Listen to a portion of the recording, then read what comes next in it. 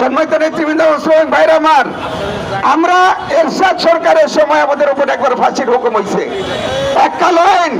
বিগত ফ্যাসিস্ট সরকার আবার আমাদের উপর আর একটা কালো আইন করছে।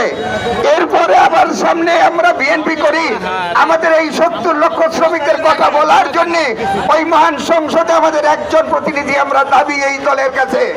আমরা আজকে দাবি করতে চাই যে যিনি বিগত 17 বছর রাজপথে থেকে বারবার গ্রেফতার হয়েছেন, গাজীপুরে সবচাইতে মামলা যার হয়েছে, যিনি বারবার জেলখানা থেকে জামিন হওয়ার পরে আবার সোনের যাকে ওই কারাগারে প্রেরণ করেছেন, সেই নেতা জননেতা হুমায়ুন কবির খান, যিনি শ্রমিকদের নেতা, যিনি বাংলাদেশ সড়ক পরিবহন শ্রমিক ফেডারেশনের ভারপ্রাপ্ত সাধারণ সম্পাদক, শুধু তাই নয়, বিএনপির নির্বাহী কমিটির শ্রম বিষয়ক সহ সম্পাদক এবং বাংলাদেশ সড়ক পরিবহন শ্রমিক ফেডারেশনের ঢাকা বিভাগ আঞ্চলিক কমিটির সাধারণ সম্পাদক এবং গাজীপুর জেলা সড়ক পরিবহন শ্রমিক ইউনিয়নের সাধারণ সম্পাদক।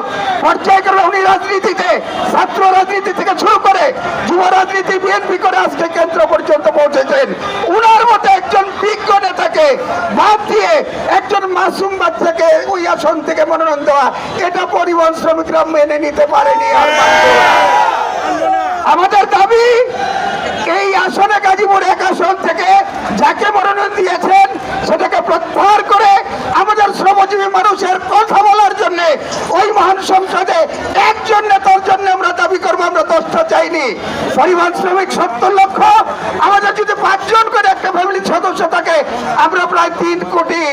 এই 3 কোটি মানুষের পক্ষ থেকে দলের ভারপ্রাপ্ত চেয়ারম্যান সহ স্থায়ী কমিটির যারা আছেন, মহাসচিব সহ সকলের কাছে আমাদের দাবি, এই আসনে মনোনয়ন হুমায়ুন কবির খানকে দিতে হবে, দিতে হবে, দিতে হবে।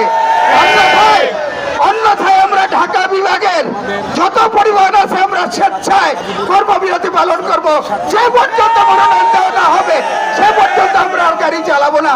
সকলকে আমার পক্ষ থেকে, আমার নেতার পক্ষ থেকে আন্তরিক অভিনন্দন এবং শুভেচ্ছা জানিয়ে আমি আমার বক্তব্য শেষ করছি। সকলের কাছে মাননীয় নেত্রীর জন্য দোয়া চাই। জানেন, আমরা সকলেই জানি মাননীয় নেত্রী অসুস্থ, ওনার জন্য দোয়া চাই এবং সকলে দোয়া করবেন উনি যেন দ্রুত সুস্থ হয়ে আমাদের মাঝে ফিরে আসে। ধন্যবাদ সকলকে। আসসালামু আলাইকুম।